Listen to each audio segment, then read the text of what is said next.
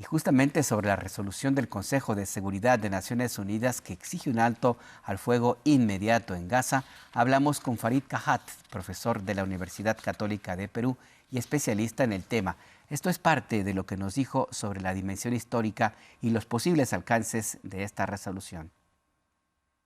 Habría que retrotraerse a 2016 para encontrar un precedente similar, es decir, una resolución del Consejo de Seguridad crítica de Israel, en esa ocasión crítica de la ocupación de territorios palestinos y la construcción de asentamientos en ellos, en la que Estados Unidos no ejerciera su derecho al veto, ¿no? Esa fue la última vez, la resolución 2334. Y en esta ocasión Estados Unidos había vetado tres intentos de resolución y a su vez se había vetado un proyecto de resolución estadounidense porque no exigía un cese al fuego. La resolución aprobada sí lo exige y además lo exige en plazos más o menos claros, de inicio inmediato y mientras dure el mes de Ramadán, que todavía tiene un par de semanas de vigencia. El problema aquí es que mientras la mayoría de juristas cree que todas las resoluciones del Consejo de Seguridad son vinculantes, es decir, de cumplimiento obligatorio, Estados Unidos ya indicó que no considera que ese sea el caso y asume la misma interpretación que hace Israel de las resoluciones. Es decir, si no se invoca el capítulo séptimo de la Carta de la ONU, que es el que establece la posibilidad de sanciones, incluyendo el uso de la fuerza, como respuesta a un incumplimiento, no se considera la resolución vinculante. Pero repito, esa no es la interpretación que hacen la mayoría de juristas. El otro problema es que si Israel no cumple, quien tendría que tomar acciones en la materia sería el Consejo de Seguridad y en ese caso sí esperaría un veto estadounidense a cualquier intento de sancionar a Israel. Tiene que haber un paso intermedio y es que hay un cese al fuego, ¿no? El cálculo es que, y la razón por la que Netanyahu no quiere terminar esta guerra en el futuro previsible, aunque ahora hable de semanas y no meses, pero ya lleva cerca de medio año, la razón es que él sabe que en el momento en que cese el fuego, empieza la evaluación autocrítica, de la cual él va a ser el principal responsable. Entonces, claro, un acuerdo de cese al fuego implicaría que cosas como la que acabamos de ver con un ministro renunciando al gabinete tiendan a crecer y que eventualmente se plantee la posibilidad de una caída del gobierno, que esa es una de las ventajas de un régimen parlamentario. El gobierno puede caer sin causar un gran trauma político porque es parte del diseño institucional. Entonces, no, el punto de partida sería un acuerdo de cese al fuego o la implementación del cese al fuego planteado por el Consejo de Seguridad. Sin cese al fuego probablemente no haya mayores avances, ni tampoco en el plano humanitario, obviamente. Israel había aceptado una propuesta estadounidense que implica un cese al fuego de 6 semanas. Entonces, digamos, cabe dentro de lo posible, pero no lo daría como un hecho consumado. Pero, ¿qué pasa con Israel? Como vimos hasta este momento, no ha asumido la resolución del Consejo de Seguridad como obligatoria. Sin embargo, la apuesta para muchos es que el factor internacional sirva como presión a la política interior de Israel para buscar un horizonte sin Netanyahu. Si depende de Netanyahu, esto no va a cambiar nada.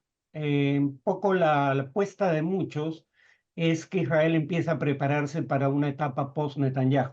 Por ejemplo, un ministro de su gabinete, Saar, acaba de renunciar y uno cuando lee la razón por la que renuncia es sintomático, porque podría estar tratando de liberar su responsabilidad por los cargos por crímenes de lesa humanidad, guerra o genocidio que pudieran formular cortes internacionales, ¿no? Porque él dice, no tengo ninguna influencia real sobre las decisiones fundamentales, no tiene sentido que las avale con mi presencia en el gabinete.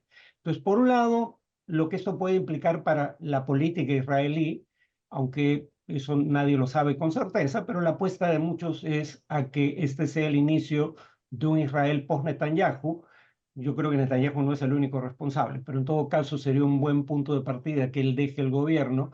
La otra cuestión, sin embargo, es que también se está negociando en Qatar un acuerdo de cese al fuego de 6 semanas que involucraría permitir el acceso de ayuda humanitaria. Israel creo que de cualquier manera ya está en falta ante el derecho internacional humanitario, porque la ayuda humanitaria es algo que debería permitir incondicionalmente, no debería estar condicionado a un acuerdo político. Eso en sí mismo es un crimen, en mi opinión.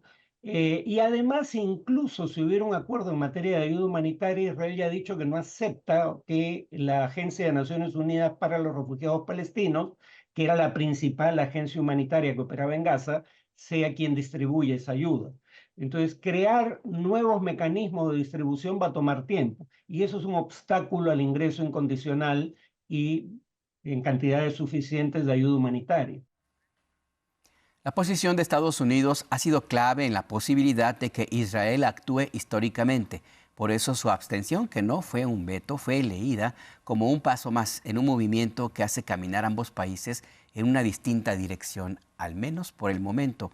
Y aunque Estados Unidos mantiene otras políticas de apoyo a Israel, algo en el contexto ha obligado a la potencia a irse con más cuidado. Y eso abre algunas puertas, de acuerdo con Farid Kahat.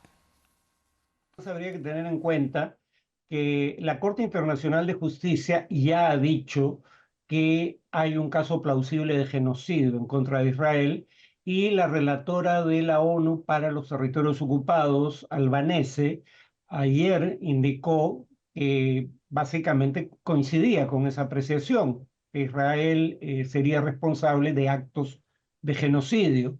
Presumo que una de las, digamos, de las preocupaciones de Estados Unidos es terminar en el proceso ante la Haya como coinculpado de Israel por oponerse a un cese al fuego en un contexto en el cual Israel está siendo acusado de ese crimen en particular, ¿no?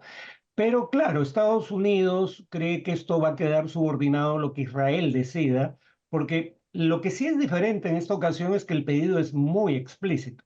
Es una exigencia, no es que se dice como en el proyecto americano, que es altamente deseable que haya un cese al fuego. Se exige que haya uno y se exige un plazo determinado. Entonces va a ser muy fácil de establecer si Israel incumplió o no con la resolución.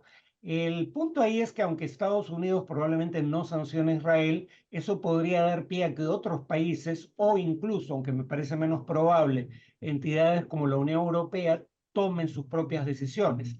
Desde hacer algo que Estados Unidos e Israel ven con malos ojos, como reconocer al Estado palestino, en el caso de España, por ejemplo, hasta aplicar sanciones, ya no solo como han hecho la Unión Europea y Estados Unidos contra colonos israelíes por actos de violencia contra civiles palestinos, sino también sanciones contra el Estado, que a fin de cuentas es quien avala a los colonos.